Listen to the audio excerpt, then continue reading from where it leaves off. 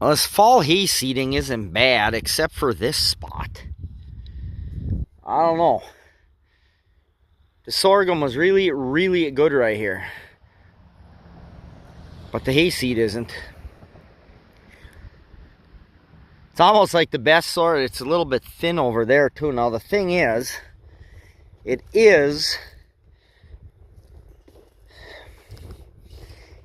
coming up in here, but it must not have done much last fall. You can see Timothy, you can see orchard. The clover is...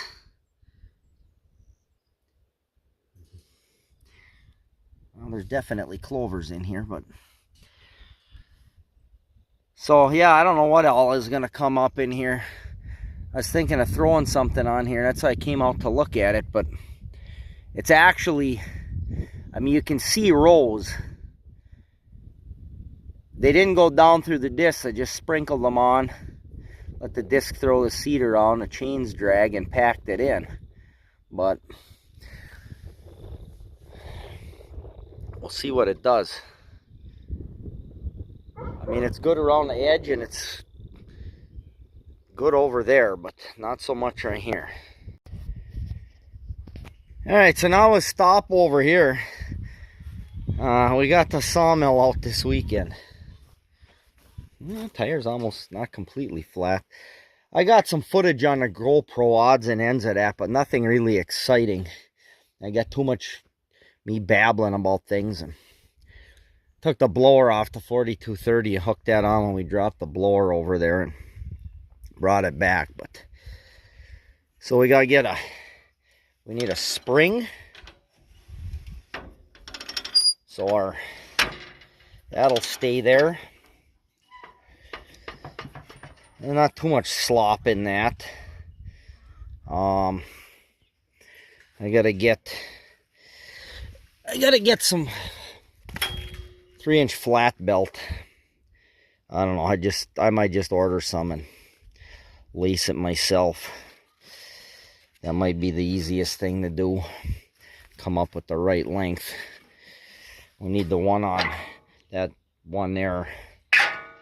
That one needs to go there for the feed.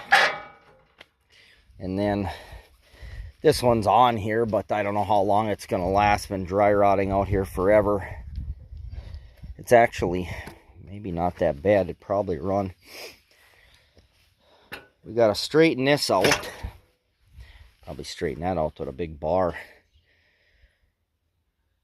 Must have had some kind of tension or spring on there. I don't know for sure.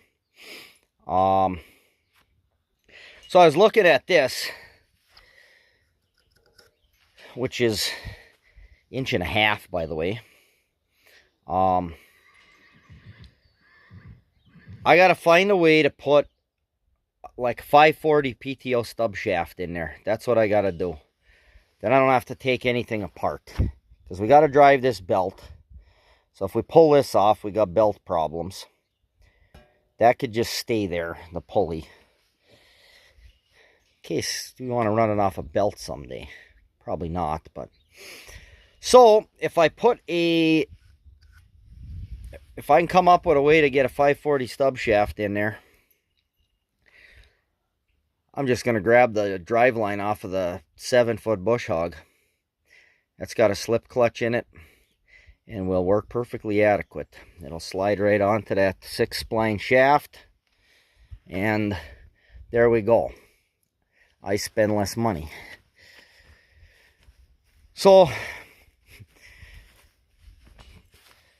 the money I'm going to save on that, I've actually got this goofy idea.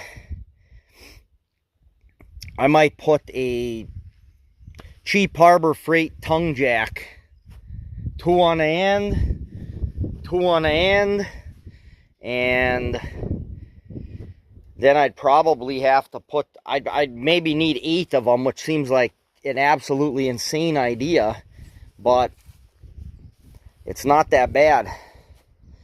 Get the ones with the little crank on the side here so we can keep it down below. That might be the greatest way to level this thing. I mean, it's not going to have a permanent home anytime soon. it'll sink in the mud. Well, we'll set it up on a driveway, but I don't want to start coming up with a bunch of blocks and monkeying around. We're going to have to shim it every time we cut it. I just, without it being set on anything solid, I think that's what's going to happen. So we got oil on things and things loosened up and taken apart, and that's about as far as we got this weekend. It started raining on us as soon as we started doing anything, but it doesn't seem like it'd be that terrible. So I got to get some belts and a spring and little odds and ends. I still don't know what he's got this clamped on here for. I hope this end and that end are not that far out of whack. I can't believe that they are, because there's nothing that looks wrong on here. I really don't know what he was trying to shim cut something or whatever. I gotta clean that up. This is that one that had that piece on it. I had to hammer that up there, but I polish those up and they'll slide right up and down nice. And I don't know. We get this thing together, we'll put this saw blade on there and spin it. See what it does. These teeth are, I probably got you in a shadow. They could be sharpened.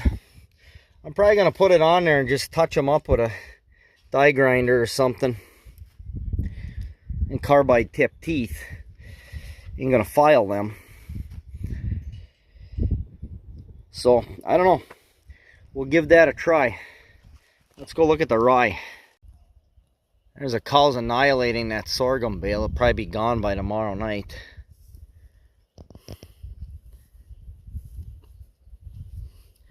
There's baby Bella chewing on a little hay.